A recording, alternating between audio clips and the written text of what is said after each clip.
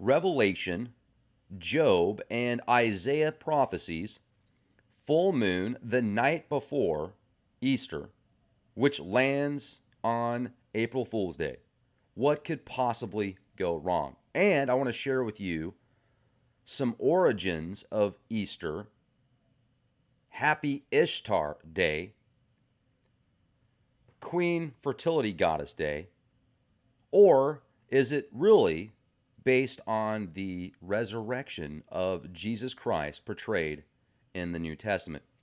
Well, if you've followed Leak Project for even a short while now, and you've seen some of the previous podcasts that I've done on these Sumerian tablets, which predate the Hebrew scriptures, which were translated into the Holy Bible that most people look at as a canon of reality connected to the afterlife, God, heaven, hell, what's right, what's wrong, what's etched in stone, etc. Well, literally, many of the Hebrew scriptures, and whether it's the Old Testament or New Testament, is based on stories that literally were etched in stone or some type of clay cuneiform tablet. And I've also shared with you how the Sumerians conquered the Arada people and took their knowledge and information and rewrote their history. So oftentimes we have to rely on the information from the victors, whether or not what we're learning about history and religion and spirituality, etc., is real. And oftentimes you have to find that internally with internal wisdom, not just external knowledge. It's good if you can have both because they can work hand in hand. And I look at the scriptures, even these Sumerian tablets, after reading most of them through the Oxford University's website, and they have done a very good job translating these ancient tablets. And I think that many of these stories that are described are based on the stars, literally, and the planets. And people watch certain events unfold in the heavens, and it's the as above, so below cliche. Literally, it is valid. Even quantum physics and technology and modern science can verify these ancient teachings. It's just a different version, a different way to describe it. And in Isaiah, I want to talk about some of these scriptures here. Isaiah 14:12. How art thou fallen from heaven, O Lucifer, son of the morning star? How art thou cut down to the ground, which did weaken the nations? And then, so specifically saying the morning star cuts down to the ground and it weakens the nations, calling it Lucifer, the light bearer. Then Revelation 22:16, I, Jesus, have sent my angel to give you this testimony for the churches. I am the root and the offspring of David, the bright morning star. So Jesus says he is the bright morning star, and also Lucifer, son of the morning star. Then, if you want to go to Job, let's step over to Job 38:7.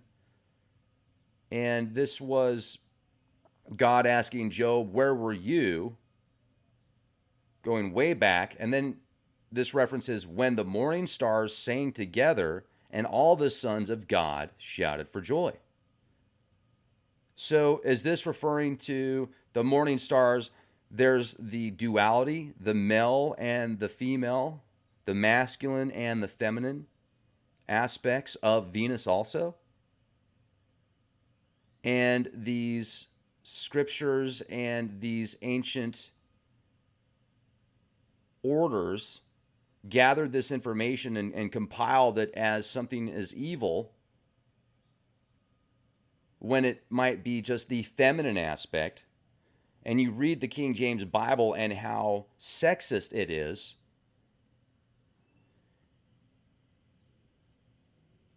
I wonder if the description of the morning star being Lucifer and the morning star being Jesus could refer to the male and feminine aspect of Venus. And I want to share with you a little bit of astrotheology. Here in a moment, I've got a great book on astrotheology. And also, when you go back to this April Fool's Day being Easter, and last night was a full moon, energy was incredible. I said, what could go wrong? I'm thinking of, I don't know, war and false peace, or peace and false war. What do you think about that? Now, Venus and the 8-pointed star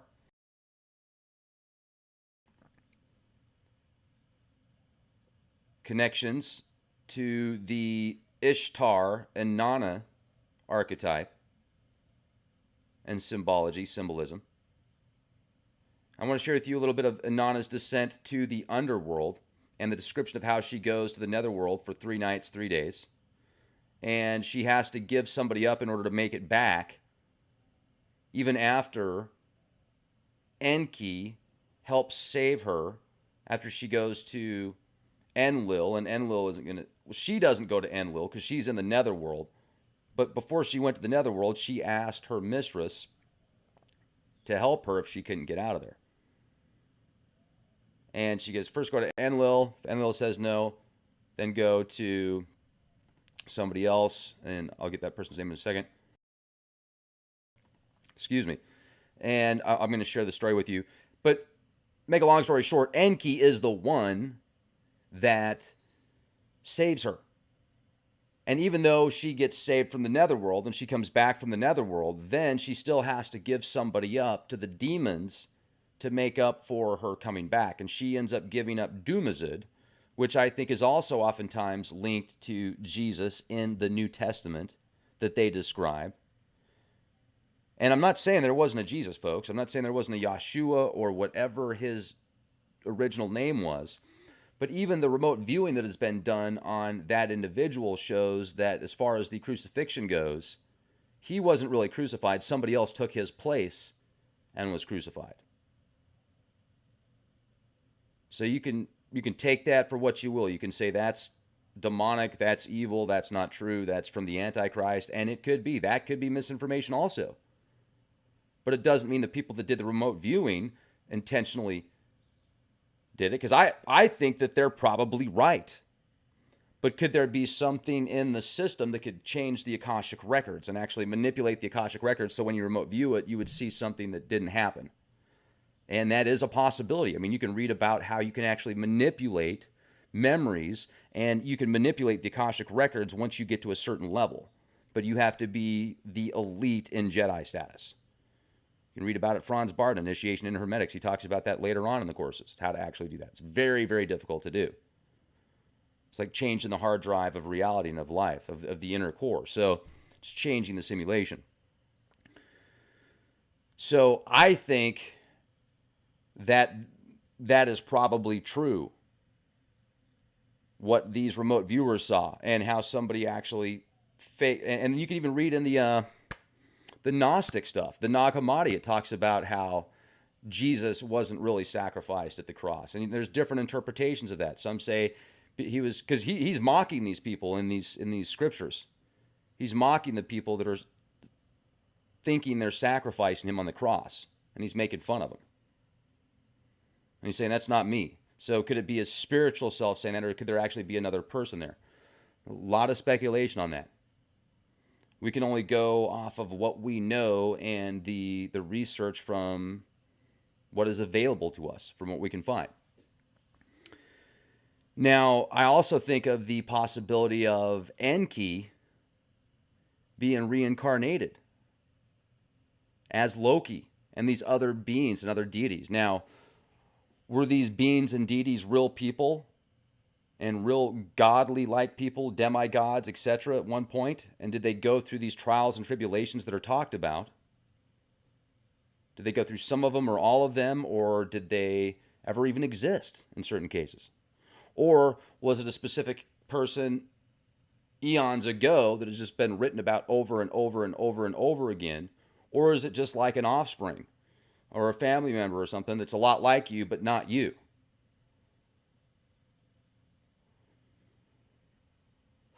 Then you can study the lexicons and the Kabbalah associated with these names and these deities and these beings and these characters that are in these scriptures and these storylines. And then you find out that, and first of all, I don't care, if somebody comes to me and says, oh, that person's a Freemason, or that person's a Rosicrucian, or that person's in a secret society or a mystery order, so they must have some alternative agenda or some sinister motive, or they're evil, or they worship the devil, or blah, blah, blah. First of all, false. Most of the time, that's false. Now, are there people in specific orders and stuff that worship what they would call the devil? Sure, absolutely. Are there people that have sinister motives? Absolutely. There's plenty of people that aren't associated with any secret societies or mystery schools that are that have sinister motives and ill intent. So most of that is ignorance, in my opinion, when people go out and start attacking somebody because they're a part of a mystery school or a secret society or they're a Freemason or whatever. First of all, I'm not, but I know people that are, and they're very good people, and they're very intelligent. I know somebody that's a 32nd degree Mason that's got the card, etc. Like, hey, here's my card. He showed it to me. And, I started asking him questions about the world today and what he thinks about the world and how many people are on the planet and the resources, etc. And we got into some of the deep stuff. But there's really not a specific... Well, let's go back a minute. Brigham Young, Joseph Smith. Was it... Okay, so hold on a second. I got to double check this. Joseph Smith. There is a lot of information that says Joseph Smith was a Freemason. And if you look at much of the symbology with Freemasonry and with the Mormon Church and even the icon of Utah, the Beehive State, there's you would say, wow, that what's up with all these similarities here? There's got to be some kind of connection. So research the Mormon religion and Freemason connections. Quite fascinating. And then research how King James, this is what I think is real funny, is when people that are just, avid believers of the King James Bible and they just cling to it like it's, it's it, that's it. Everything in there is just the only truth, and their interpretation of what's in there is the only truth. And a lot of these people are like, man, Freemasons are evil, man. They're evil. They're wicked. And then you say, well, did you know that King James was a Freemason? No, he wasn't. No, he wasn't. Look at the lodge in Scotland. Type in King James, Freemason, lodge. You can even see the lodge in Scotland and the painting of King James being a Freemason. So a lot of this information, and with that said, one thing about the Freemason order, from the little bit that I know, is a lot of the symbolism, and I'm not a Freemason, so I could be wrong here. If you're a Freemason, I'd love to have you on the show. I had a roundtable show once where a roundtable of Freemasons came on the show. This is when I was back like 2,000 subscribers, and really nice people, and I was asking a lot of these questions, and the symbolism, if you read Albert Pike, this book right here, Morals and Dogma by Albert Pike. Good book, by the way. I haven't read the whole thing, but I've read a lot of it. Describes how symbols can have an infinite amount of knowledge. Just one symbol can represent an infinite number of things. So that's why symbols can be so powerful. So if you look at a beehive, or if you look at even, let's say, an upside down star, the pentagram, a lot of people that might be of a specific thought process, like, oh, that's evil, that's wicked, that's the devil. One person might say, oh, that's Baphomet. And then you might say, oh, Baphomet's evil. Then people can say, no, Baphomet represents the yin and the yang, the alpha, the up, the down, the right, the wrong. It represents everything. It's like a representation of the universe, per se, the feminine, the masculine, the earthly desires, the heavenly desires, the left, the right paths, etc., pointing up, pointing down. So a lot of this is just based on what somebody thinks is true based upon their own interpretations. And a lot of what you learn about in religion that's been written about in these scriptures have been handed down from generation to generation and tweaked and twisted a little bit to fit certain agendas. And then you read the Bible that bases everything on a monotheistic. They do their best with the King James Version of the Bible to create a monotheistic system, a monotheistic God. Elohim, being plural, they make it look as if it's one almost, or at least many pastors and priests and preachers attempt to do that. So you talk to 20 different pastors of the same religion, you're probably going to get 20 different answers, even if you ask the same question. And when you read through these scriptures, oftentimes even the words or the names of the individuals, such as Solomon, can have an entire Kabbalah of knowledge. Each letter, the word itself, can represent a multitude of storylines. And then when you look for certain keys, when it talks about the Lion of Judah, and then you read through the Gnostic stuff and how Yaldabaoth has the lion head and the worm body, or the snake body, or the serpent body. And then you can read about Adam and Eve and the serpent and tricking Eve from eating from the tree of knowledge. And then you think, well, this representation of this snake, which also could be representation of a worm or the sperm. You look at these gods and these deities and these pantheons of entities, oftentimes will be depicted with lion heads and then the snakes wrapping around their bodies, even though they have wings. The snake fighting the eagle. The polarities, the characters, the representations, the tablets, the storylines. And I want to share with you this right here. Okay. We just look at it. Revelation 22:16. Now let's look at the Hebrew translation here. I'm going to show you this.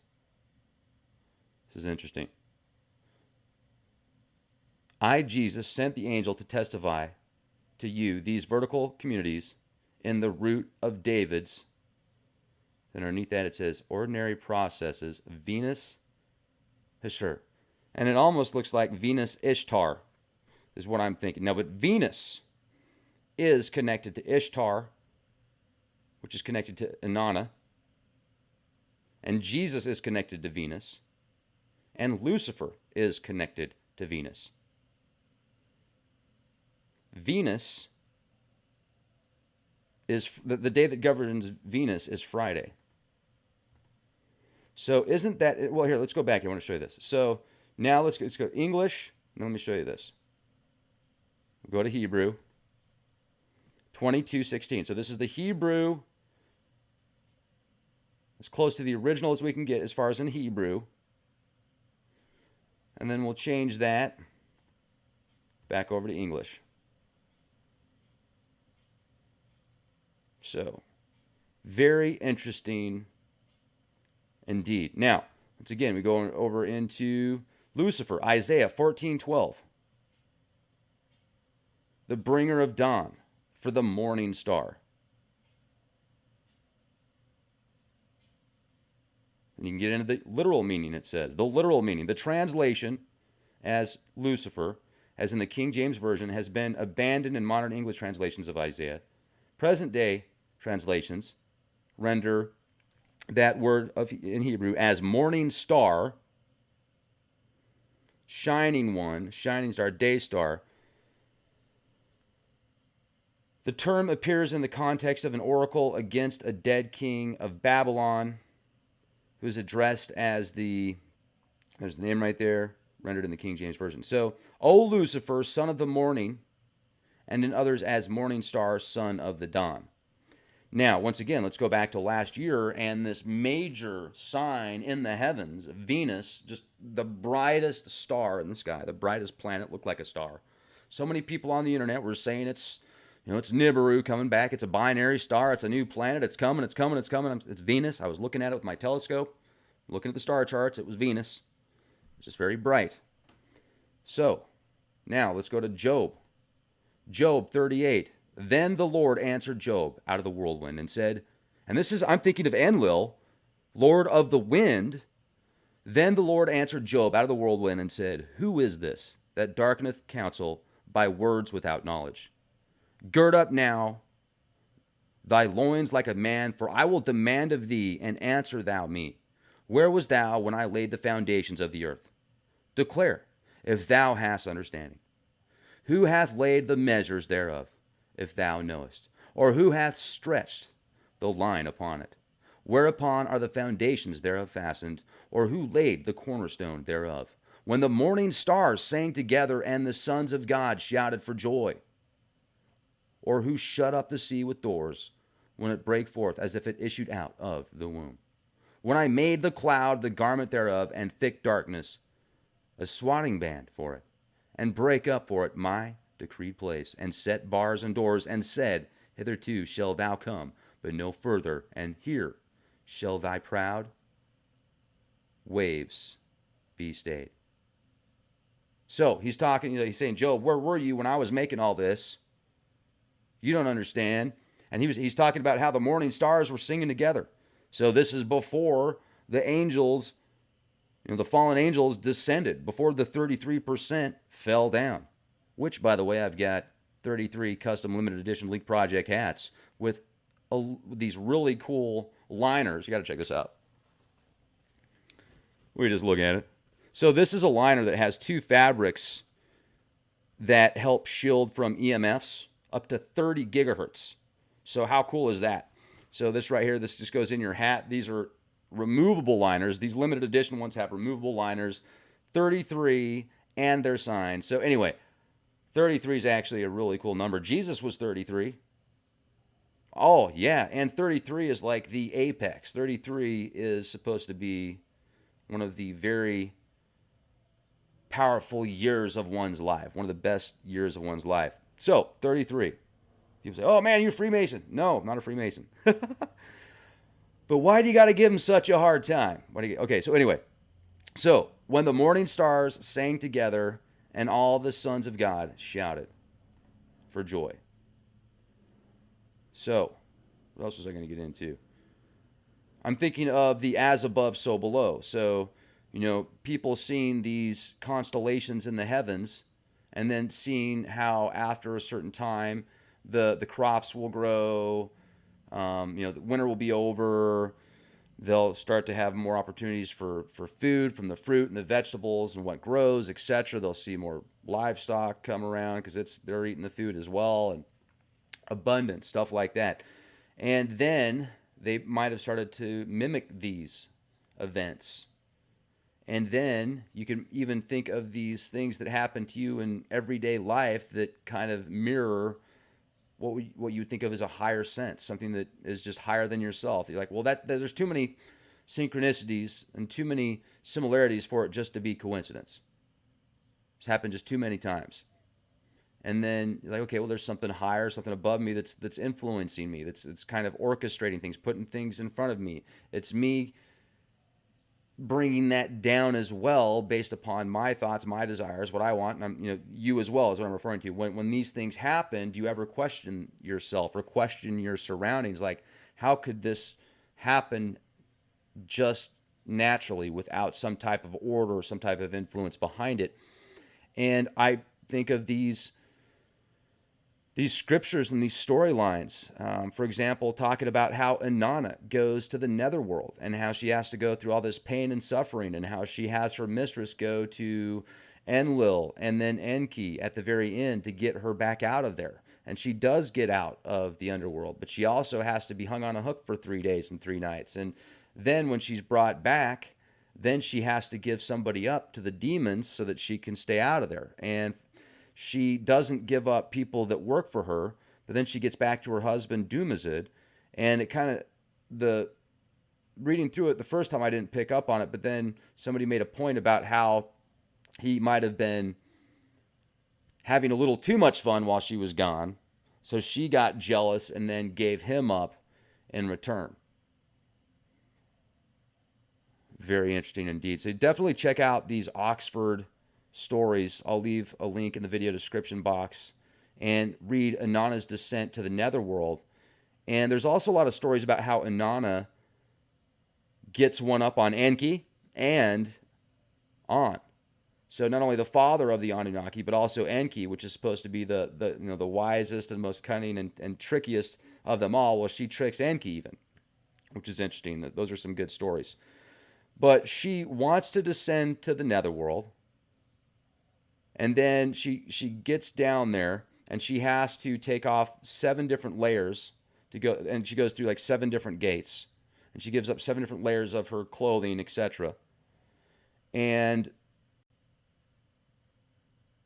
also Urim. Oh, that's who the next person was. So first she has her mistress ask Enlil to get her out of there. He says, nope, not going to do it. Once you go down there, you can't come back because you'll obtain knowledge that you're not supposed to bring back.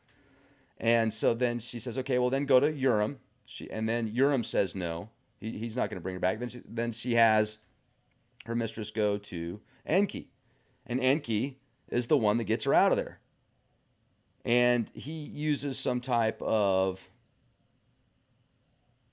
I can't remember if this was the one where he used some DNA or something, and he used these like shape-shifting demons that were able to sneak in there and get her out. But then as she's leaving, the demons are still like, nope, you got to give us somebody in return.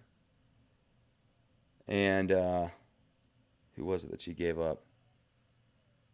Oh, yeah, okay, so let me read this to you. 217, 225. This is when her mistress is asking Enki for help. Father Enki, answered Nineveh, what has my daughter done? She has me worried. What has Inanna done? She has me worried. And then he's told, so Enki removed some dirt from the tip of his fingernail and created the Kurjara. He removed some dirt from the tip of his other fingernail and created the Galatura, which are these 2 like shape-shifting demons. To the Kurjara, he gave the life-giving plant, which I wonder if that's the meh. Oftentimes we see the tree of life, and it looks like DNA. And then oftentimes you'll see him with a pine cone, which is the pineal gland. So it's like they manipulated us to not only have this specific DNA, but also pineal gland, like the third eye, the higher level of consciousness, which now they attempt to suppress. I don't know if it's they or somebody is attempting to suppress our pineal gland as much as possible with the fluoridation, the GMOs, the nasty toxins that are put in the shots that they like to give you, the medicine shots. So they sneak through the doors like flies, these shape-shifting demons, bring her back to life. She gets out of there. After Inanna had ascended from the underworld, Nineveh threw herself at her feet at the door of the Gonzer. She had sat in the dust and clothed herself in a filthy garment. The demon said to the holy Inanna, Inanna, proceed to your city. We will take her back. Now also go back to much the self-mutilation that's done. And for religion, like people that'll just sit there and they'll just smash their backs with whips and with chains. Have you seen them before? Where they've slashed their back so hard they'll just slice it right in half. They'll pass out. They get just, oh man, just thinking about it's freaking me out. Well, that I am seeing a connection to this self-mutilation that Nineveh did for Inanna, because Inanna told her to like lash herself up, to cut up her butt and to cut herself all over and put herself in pain. Let me tell you what she did. She lacerated her eyes for me, lacerated her nose for me. She lacerated her ears for me in public. In private, she lacerated her buttocks for me. Like a pauper, she clothed herself in a single garment. So then, once Inanna's getting out of there, holy Inanna answered the demons, Kara is my singer. Because they're saying, hey, give us somebody. We want somebody for you. Because you made it out of here. Now give us someone for you. So she wouldn't give up her singer. She wouldn't give up her mistress that got her back out.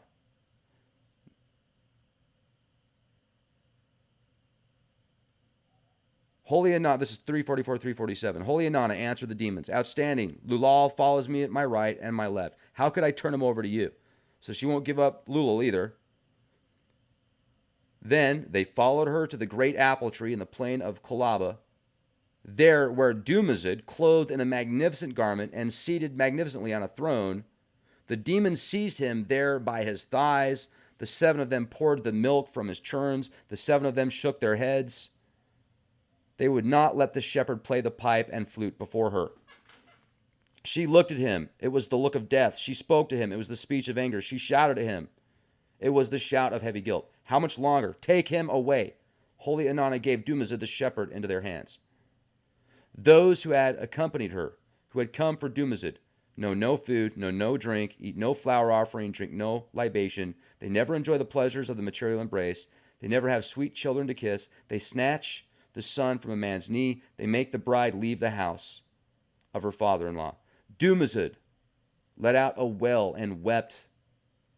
The lad raised his hands to heaven, to Utu. Utu, you are my brother-in-law. I am your relation by marriage. I brought butter to your mother's house. I brought milk to Ningal's house. Turn my hands into snakes' hands and turn my feet into snakes' feet so I can escape my demons. Let them not keep hold of me. Utu accepted his tears. Dumazid's demons could not keep hold of him. Utu turned Dumazid's hands into snake hands. He turned his feet into snake's feet. Dumazid escaped his demons. Like a sockjaw snake, they seized. Holy Inanna wept bitterly for her husband.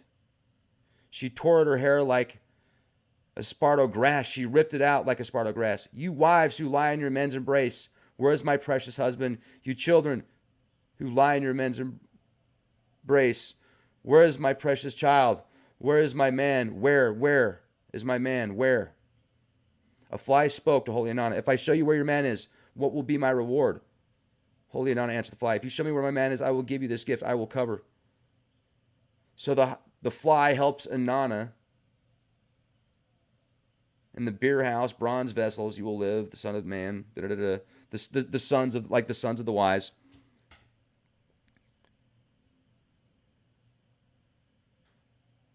So, and then it says at the end, you for half the year and your sister for half the year. When you are demanded on that day, you will stay. When your sister is demanded on that day, you will be released. Thus, Holy Inanna gave Dumazid as a substitute. Holy Erich Gala, sweet is your praise. So, she goes to the netherworld. Enlil won't bring her back. He says, nope. Nana did not help her.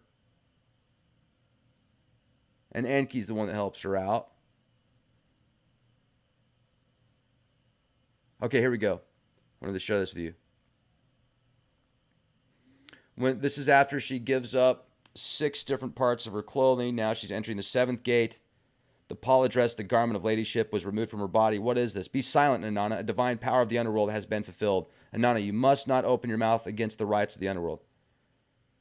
So after she had crouched down and her clothes removed, they were carried away. Then she made her sister, Erich Gala, rise from her throne, and instead she sat on her throne. Then the inanna, the 7 judges, rendered their decision against her. They looked at her, it was the look of death. They spoke to her, it was the speech of anger. They shouted at her, it was the shout of heavy guilt. The afflicted woman was turned into a corpse, and the corpse was hung on a hook. After 3 days and 3 nights had passed, her minister, Nincomber,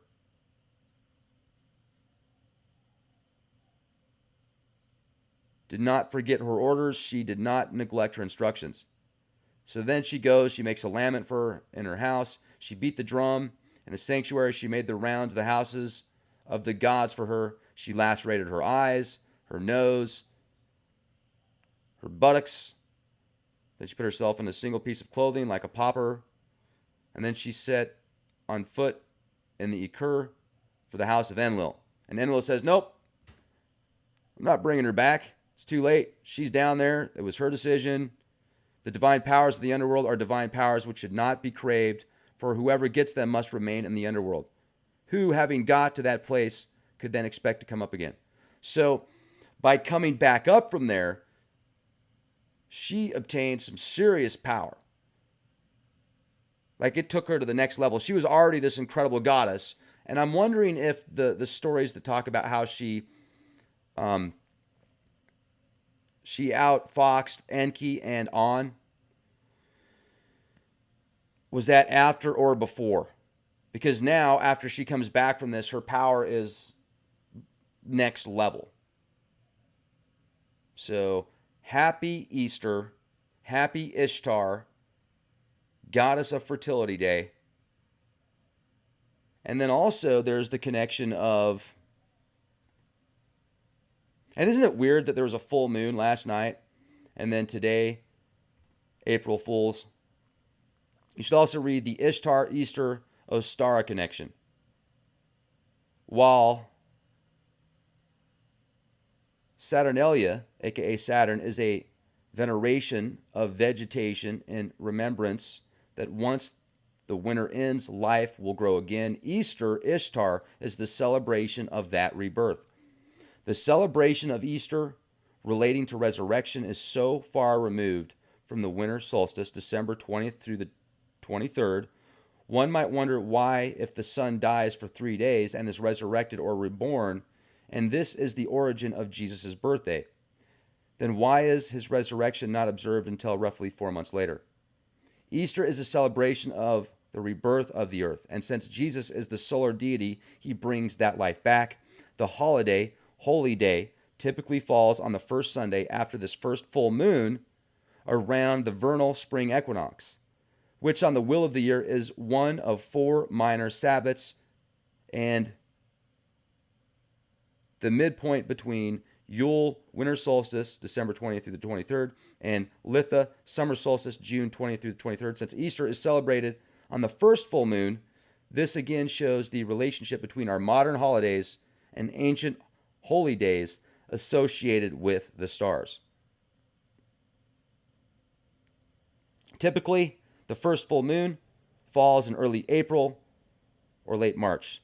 Some churches, however, still celebrate Easter on different dates due to the current use of the Julian calendar as opposed to the Gregorian calendar.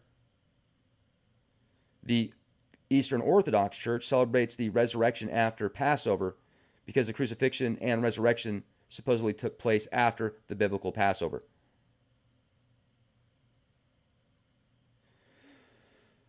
It wasn't until the year 325 AD when Emperor Constantine convened the Council of Nicaea in modern-day Turkey that it was decided for Easter to be celebrated on the first Sunday after the full moon in spring. So the spring equinox also symbolizes dominion of light over darkness as days become slightly longer than nights. So this concept is also representative of the dual aspects of dark and light, black and white, which I was bringing up earlier. Hello, bingo, Lucifer, Jesus, the light, the dark, the yin, the yang, opposites, a part of the same spectrum. Opposite spectrums, a part of the same connection point. I don't know. What word should I use there? What's a good word for that? That is incredible.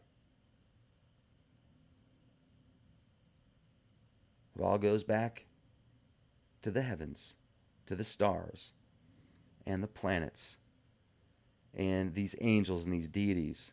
Angels, angles.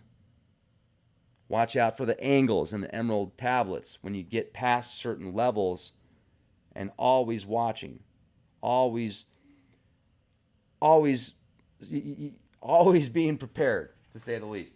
Now, read Astro Shamanism. This book is awesome, and this talks about the 12 sectors and totem spirits of the sacred cone circle.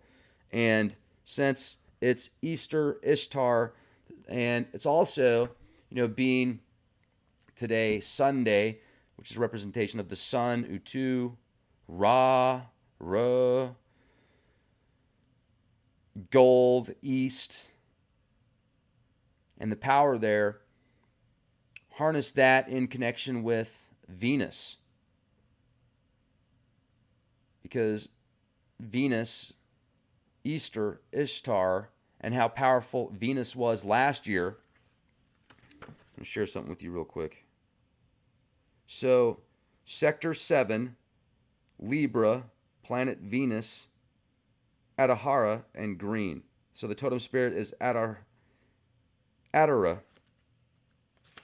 Share this with you too. The table of the planetary chants.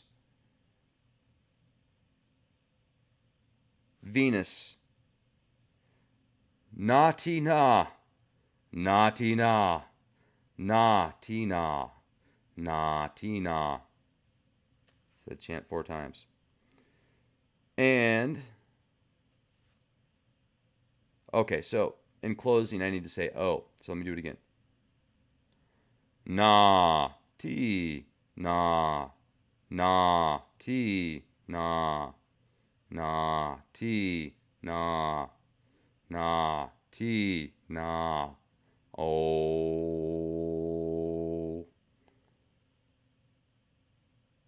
Cool. Well, that felt good. Hello. Felt a little nah, tea, nah. Anyway, be excellent to each other.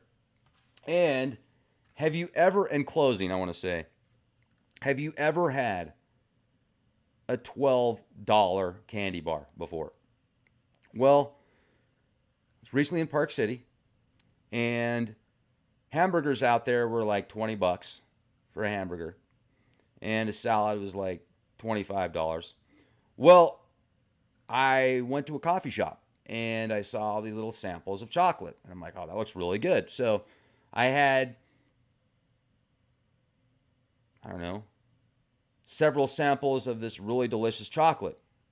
And then I was like, okay, well, I'm going to get a chocolate bar. So I picked up this delicious chocolate bar. By the way, it was delicious. These are made in Park City. I mean, absolutely delicious. Don't get me wrong. This was a vanilla Madagascar bourbon vanilla, 70% candy bar, chocolate bar. And I mean, even had the date on it when it was made, how long it's good until, $12. $12, ladies and gentlemen. Have you ever had a $12 chocolate bar? And was it worth it? Yeah, it was worth it. I probably wouldn't have purchased it though, but I tried so many samples, I felt bad not purchasing one. I was like, oh, $12? Okay. I mean, it was more than the coffee. And, the coffee had like 4 shots of espresso, and the coffee was pretty good also. But I don't know why I wanted to share that with you, but I just thought it was quite fascinating because I didn't know they had chocolate bars that were so expensive. But when you're in Park City and a hamburger's $20, I mean, what do you expect, right? So that was my meal for the next 3 days. Pieces of chocolate. Be the change you want to see. Go to leakproject.com. Support our sponsors. Trade Genius Academy. Get that discount. Awesome programs, and you have an opportunity to get calls, like trading calls. And, okay, that's hot, that's not. Check it out. Trade Genius Academy. Support our sponsors. Support yourself. Save the world by being excellent to each other.